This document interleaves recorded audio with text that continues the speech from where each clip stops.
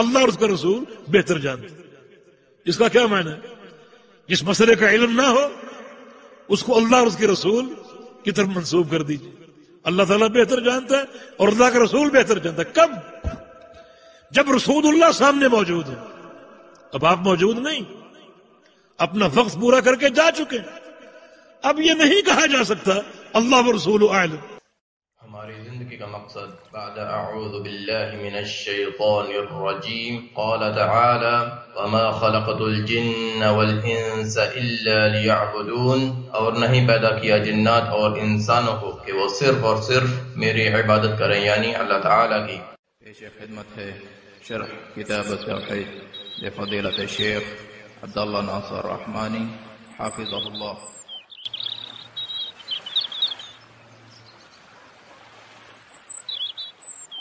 إن الحمد لله نحمده ونستعينه ونستغفره ونعوذ بالله من شرور أنفسنا ومن سيئات أعمالنا، من يهده الله فلا مضل له ومن يضلل فلا هادي له، وأشهد أن لا إله إلا الله وحده لا شريك له، وأشهد أن محمدا عبده ورسوله.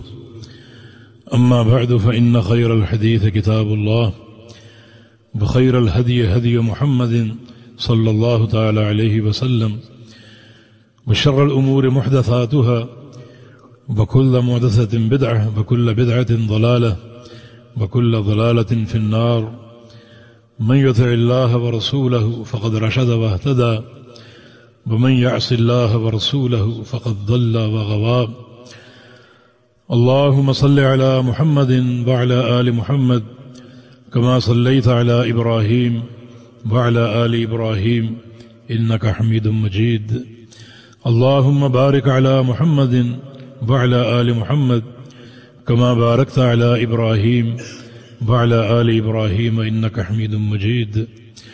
سبحانك لا علم لنا إلا ما علمتنا إنك أنت العليم الحكيم.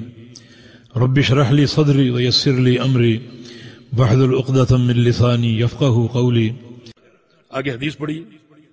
قال ابن مسعود رضي الله عنه من أراد أن ينظر إلى وصية محمد صلى الله عليه وسلم التي عليها خاتمه فليقرأ قوله تعالى قل تعالوا واتل ما حرم ربكم عليكم إلى قوله تعالى وأن هذا صراطي مستقيما فاتبعوه.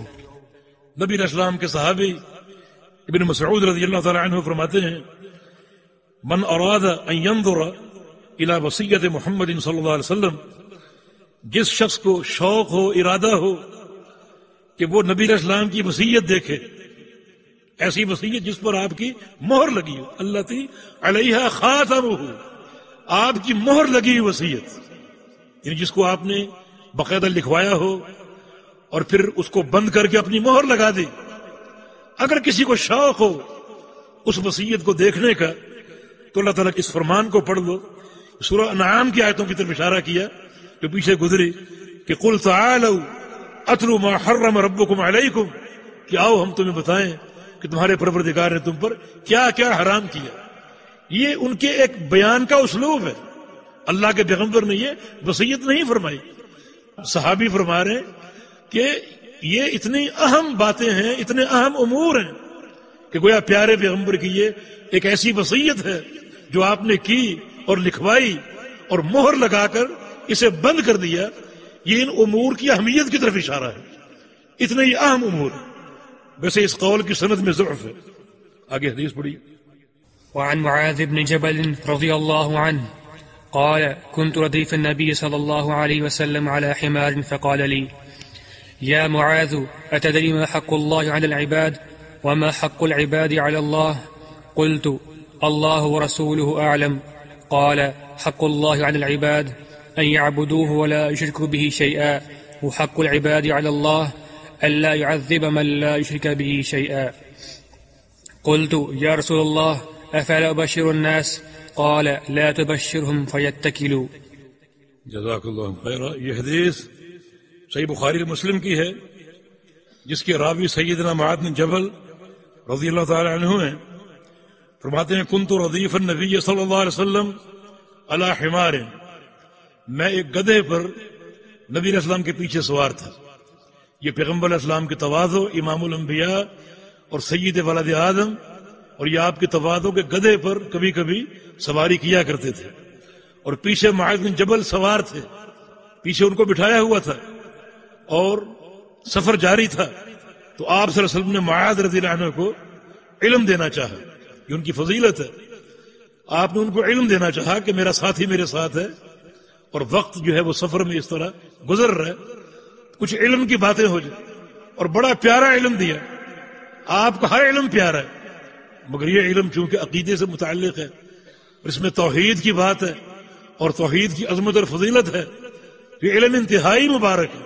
جنت کی سبیل ہے، یہ جنت کا راستہ ہے. یہ آپ سنیے، اے معاذ، اتدری ما حق اللہ علی العباد، کیا تم جانتے ہو اللہ کے بندوں پر کیا حق ہے؟ جانتے ہو اللہ کا حق بندوں پر جو خالق اور مالک ہے. یعنی صاحب کتاب شیخ الاسلام نے اسی سے کتاب کا نام رکھا، کتاب التوحید الذی ہوا حق اللہ علی العبید. کیا تم جانتے ہو اللہ کے بندوں پر کیا حق ہے؟ وما حق العباد علی اللہ، اور بندوں کا اللہ پر کیا حق ہے؟ بڑی عظیم اور عجیب بات. کیا جانتے ہو؟ قلت اللہ ورسولہ اعلم، میں نے عرض کیا کہ اللہ اور اس کا رسول بہتر جانتے، اللہ اور اس کا رسول بہتر جانتے.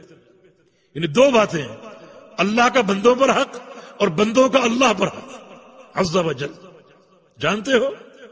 اب دیکھیں، حق ایک واجب چیز کا نام.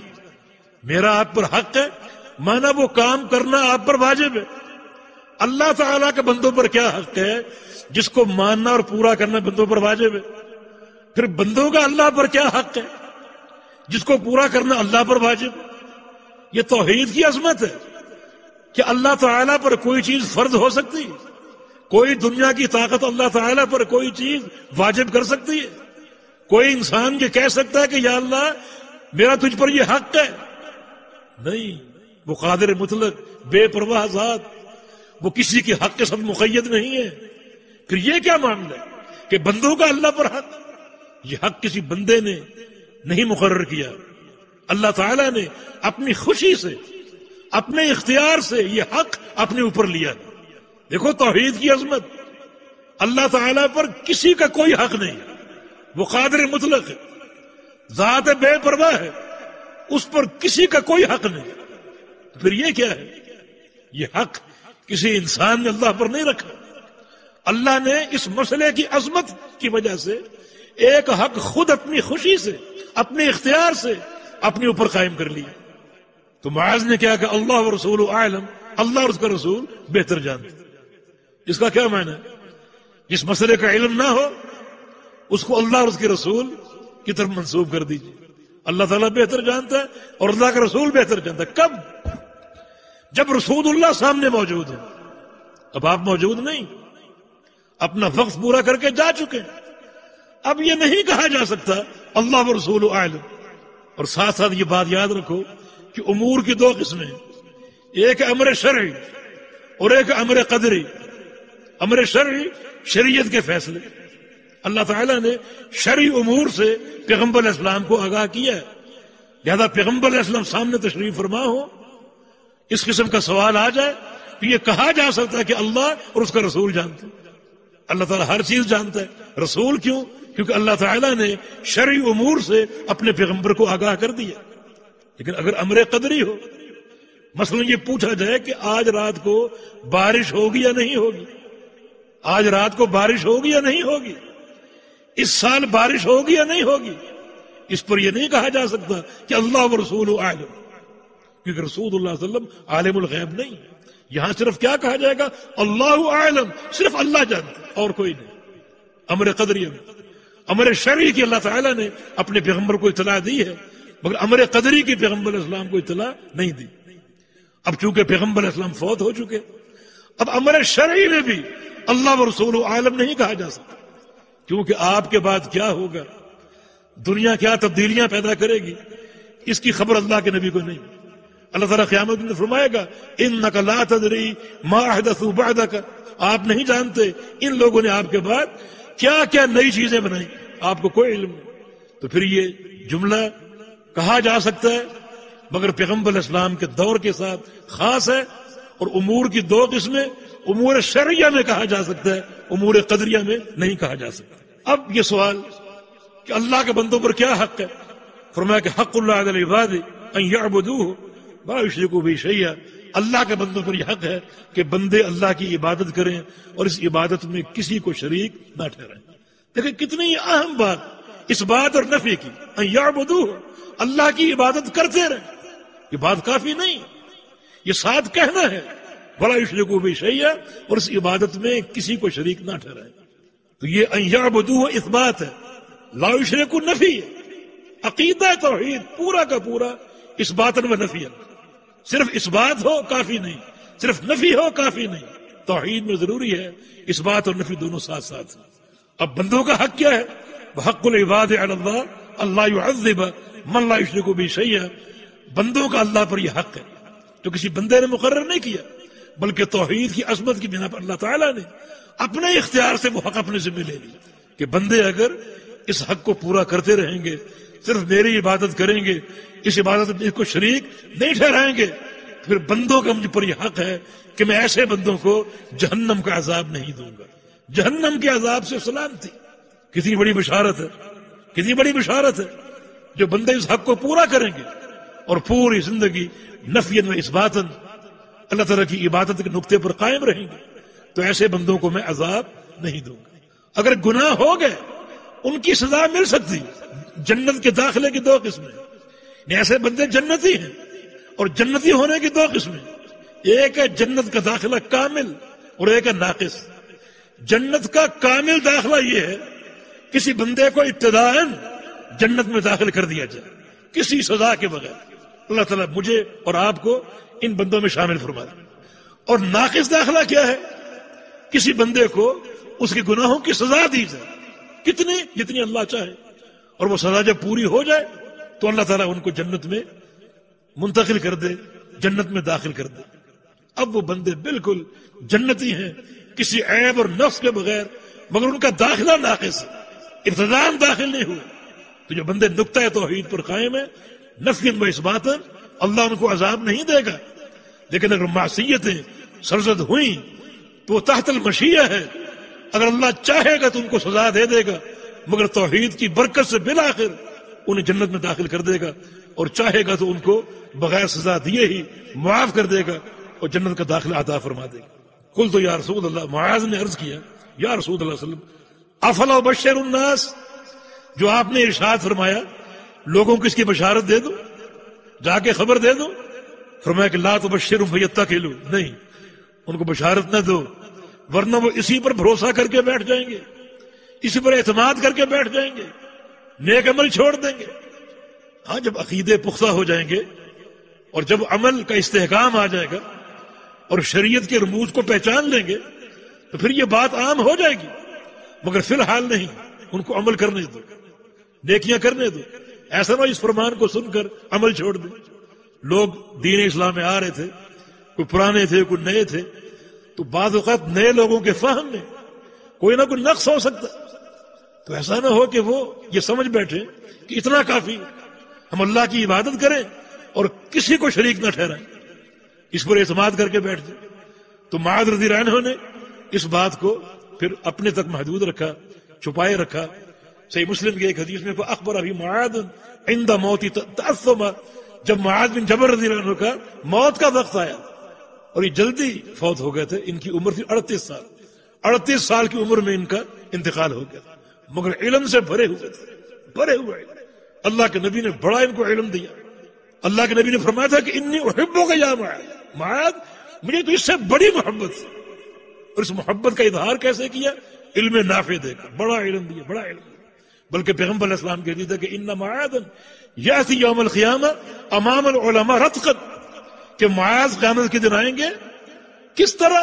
میری امت کے سارے علماء کی قیادت کرتے ہوئے، سارے علماء معاذ کے پیچھے ہوں گے اور معاذ سب سے آگے ہوں گے، رتقا تا حد نگاہ، اتنے دور ہوں گے، اتنے فاصلے پر ہوں گے، سب سے علماء سے آگے ہوں گے، پیچھے سارے علماء محدثین اور معاذ آگے آگے۔ یہ ان کا شرف ہے۔ جب ان کی موت کا وقت آیا تو گناہ سے بچنے کے لیے انہوں نے اس حدیث کو بیان کیا۔ گناہ کیا تھا؟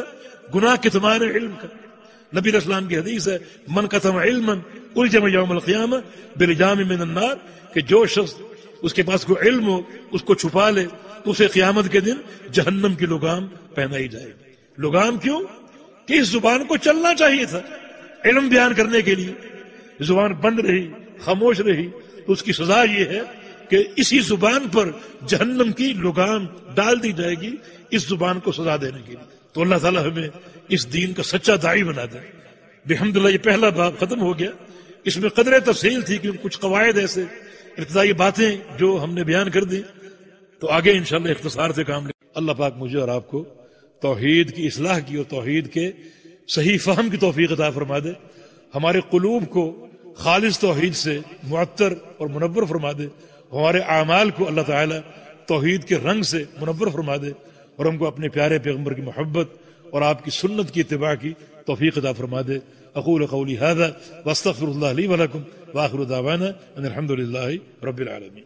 قال تعالی وتعاونوا علی البر والتقوی، بھلائی اور تقوی کے کاموں میں معاون بنے۔ ہمارے واٹس ایپ کا نمبر 0097334124647۔ ہمارے فیس بک صفحہ کا عنوان URDUEDUCLIP۔ ہمارے یوٹیوب چینل کا عنوان URDUEDUCLIP ہے۔